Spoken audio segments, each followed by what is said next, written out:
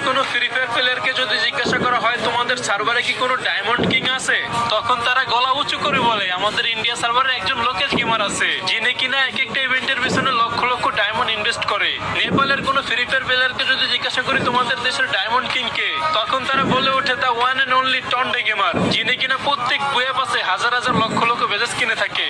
ইন্দোনেশিয়ার কোনো free fire প্লেয়ারকে যদি জিজ্ঞাসা করি তোমাদের সার্ভারে বর্তমানে ডায়মন্ড কিং কে, তখন তারা বলে বর্তমানে কে সেটা জানি না, তবে একটা সময় টাইলাইন প্রোস শুধু আমাদের ইন্দোনেশিয়ার ডায়মন্ড কিং ছিল না, উনি ছিলেন পুরো বিশ্বের নাম করা ডায়মন্ড কিং। বাংলাদেশের কোনো ফ্রি ফায়ার প্লেয়ারকে যখন জিজ্ঞাসা করি আমাদের সার্ভারে ডায়মন্ড কিং কে, তখন তারা বলে ওঠে আমাদের বাংলাদেশ সার্ভারে ডায়মন্ড কিং হচ্ছে জিসান ভাই ওয়াইটি, যিনি কিনা একসাথে 1.5 লক্ষ বেজেস কিনে কামব্যাক করে পুরো বাংলাদেশের গেমিং কমিউনিটিতে তাক লাগিয়ে দিয়েছে। আর আমাকে যখন কেউ জিজ্ঞাসা করে বর্তমানে পুরো বিশ্বের ডায়মন্ড কিং কে, তখন আমি গর্ব করে গলা উঁচু করে বলি রাহাত এফএফ 71, যে কিনা তার একটা এক লেভেলের আইডিতে কোটি কোটি টাকা খরচ করেছে। শুধু তাই না, বর্তমানে একটা বান্ডিলের পিছনে